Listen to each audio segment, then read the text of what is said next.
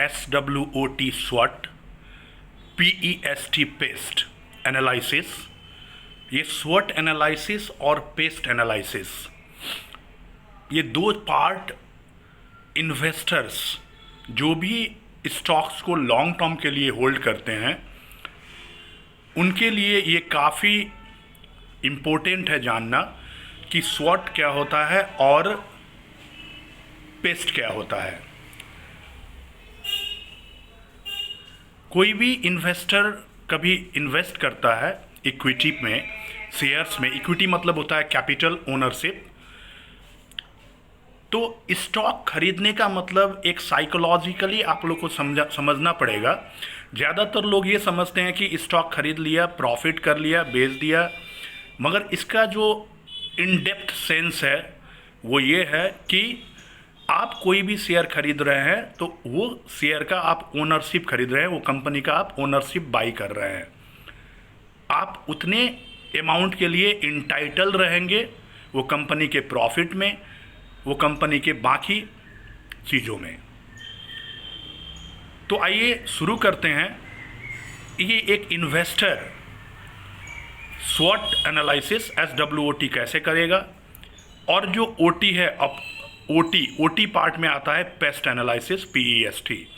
तो ये आज का वीडियो उनके लिए काफ़ी कारगर साबित होने वाला है जो लॉन्ग टर्म इन्वेस्टर्स हैं और जो लंबे समय के लिए कंपनी में रहना चाहते हैं मालिक बन के, ओनरशिप लेके। तो आइए शुरू करते हैं। पहला जो टॉपिक है वो है स्वॉट SWOT। किसी भी कंपनी में ये एक फंडामेंटल एनालिसिस का इंटीग्रल पार्ट है। इसके बिना आप लॉन्ग टर्म इन्वेस्टमेंट इफ़ेक्टिवली नहीं कर सकते हैं। तो पहला चीज़ आपको पता लगाना होगा, दो साइड होता है किसी भी कंपनी के, इंटरनल इन्वायरमेंट और एक्सटर्नल इन्वायरमेंट।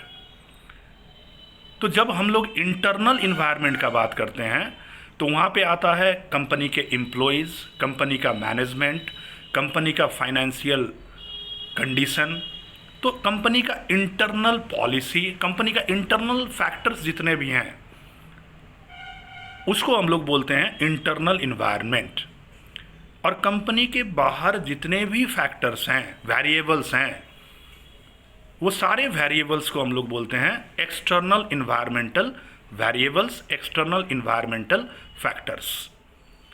तो ये तो आपको समझ में आ गया कि कोई भी कंपनी में दो इन्वायरमेंट होते हैं, इंटरनल इन्वायरमेंट और एक्सटर्नल इन्वायरमेंट। तो इंटरनल इन्वायरमेंट क्रिएट करती है दो आइटम, दो पॉइंट, स्ट्रेंथ और वीकनेसेस। और एक्सटर्नल इन्वायरमेंट जो बाहरी वातावरण है वो क्रिएट करती है अपॉर्चुनिटी और थ्रेट। तो ये स्वॉट एनालिसिस SWOT आप एनालाइज करें तब जाके आपको कंपनी का सही स्थिति आपको पता चलेगी। तो पहले आप एनालिसिस करेंगे इंटरनल इन्वायरमेंट। इंटरनल इन्वायरमेंट में आता है financial condition, management conditions, employees का स्किल कॉम्पिटेंस, कंपनी के पॉलिसीज़, कंपनी के रूल्स एंड रेगुलेशंस, कंपनी का मैनेजमेंट बिहेवियर, कंपनी के जो प्रमोटर्स हैं उनके एक्सपीरियंस। जैसे कि मान के चलिए यदि पेंट बनाने का इंडस्ट्री है और किसी को पेंट बनाने का कोई एक्सपीरियंस नहीं है तो वो बिजनेस का वीकनेसेस हो जाएगा। कैश का कमी है, वीकनेसेस। तो स्ट्रेंथ और वीकनेसेस, कंपनी का कौन कौन से पार्ट में स्ट्रेंथ है। तो इंटरनल फैक्टर में जनरली 5 फैक्टर आती हैं, ध्यान देकर सुनिएगा। मैन मतलब ह्यूमन रिसोर्स कैसे हैं, स्ट्रेंथ और वीकनेसेस। मनी, पैसे का स्थिति क्या है, फाइनेंशियल कंडीशन, वो बहुत सारे स्टेटमेंट से हम लोग पता लगाते हैं। Profit and loss account, balance sheet, ratio analysis, cash flow statements. तो बहुत सारे financial accounting tools and techniques हैं जिससे हम लोग मनी पता लगा सकते हैं। तो 5M ध्यान देके सुनिएगा इंटरनल फैक्टर्स में। मैन, मनी, मशीन, मशीनरीज का कंडीशन क्या है कंपनी में, पुराना मशीन है, अच्छी तरह से चल रहा है, नहीं चल रहा है, अच्छी तरह से नहीं चल रहा है, आउटडेटेड है, ऑब्सोलीट है। तो वीकनेसेस, अच्छी तरह से चल रहा है तो स्ट्रेंथ पार्ट में आप रख सकते हैं। फोर्थ नंबर पॉइंट है मैन मनी मशीन मटेरियल। तो मटेरियल जो यूज हो रहे हैं, रॉ मटेरियल के सप्लाई का कंडीशन क्या है, सप्लायर सेटिस्फाइड है कि नहीं। यदि आप पेमेंट टाइमली नहीं देते हैं तो सप्लायर्स सेटिस्फाइड नहीं रहेंगे। क्रेडिट ऑपरेटिंग साइकिल बोलते हैं उसको। क्रेडिट ऑपरेटिंग साइकिल मतलब कितना जल्दी आप सामान लेके उसको पे करते हैं। जैसे डीमार्ट का क्रेडिट ऑपरेटिंग साइकिल है 30 डेज, मतलब डीमार्ट अपने पास सामान रखती है और 30 डेज में उसका पेमेंट दे देती है। तो जितना कम क्रेडिट ऑपरेटिंग साइकिल रहेगा उतना ही ज़्यादा सप्लायर सेटिस्फाइड रहेंगे और आपका बिजनेस ग्रो करेगा। तो फिफ्थ है मैन मनी मशीन मटेरियल और मेथड। आप कैसा प्रोडक्शन टेक्निक्स, कैसे मैनेजमेंट स्टाइल, कैसा मेथड्स आप यूज कर रहे हैं। आपका मेथड सही नहीं है, पुराना है, आउटडेटेड है, अपडेटेड नहीं है, तो definitely you are going to lose. तो ये 5M से man money machine material method, इससे आप इंटरनल स्ट्रेंथ और वीकनेसेस कंपनी का चेक कर सकते हैं। क्योंकि देखिए लॉन्ग टर्म इन्वेस्टर, एक आप किराने की दुकान भी यदि खरीदने जा रहे हैं, मालिक बनने जा रहे हैं, तो 5 दिन वहाँ बैठेंगे, ग्राहक आ रहा है नहीं आ रहा है, सेल्स हो रहा है नहीं हो रहा है, ये सारा चीज़ आप चेकआउट करेंगे ना। कुछ दिन बैठ के आप आस पड़ोस से पूछेंगे, थोड़ा मतलब कि सारा एनालिसिस, तब जाके आप वो किराने का दुकान खरीदेंगे। ये तो थोड़ा स्मॉल इन्वेस्टमेंट हो गया। तो आप जब लॉन्ग टर्म इन्वेस्टर बनने जा रहे हैं तो ये सब कंपनी का थोड़ा आपको टाइम देना पड़ेगा। विदाउट, यदि टाइम नहीं देंगे, क्योंकि ज़्यादा इन्फॉर्मेशन रहेगा, आपको रिस्क कम रहेगा। अब आइए जानते हैं एक्सटर्नल इन्वायरमेंटल फैक्टर। तो मैंने बताया इंटरनल इन्वायरमेंट में 5M है, आपको चेकआउट करना है। इंटरनल इन्वायरमेंट क्या क्रिएट करती है, स्ट्रेंथ और वीकनेसेस। अब आइए एक्सटर्नल इन्वायरमेंट में। तो एक्सटर्नल इन्वायरमेंट क्रिएट करती है अपॉर्चुनिटी और थ्रेट। और इंटरनल इन्वायरमेंट कंपनी के कंट्रोल में रहता है, उसको हम लोग कंट्रोलेबल फैक्टर्स बोलते हैं, man money machine material method.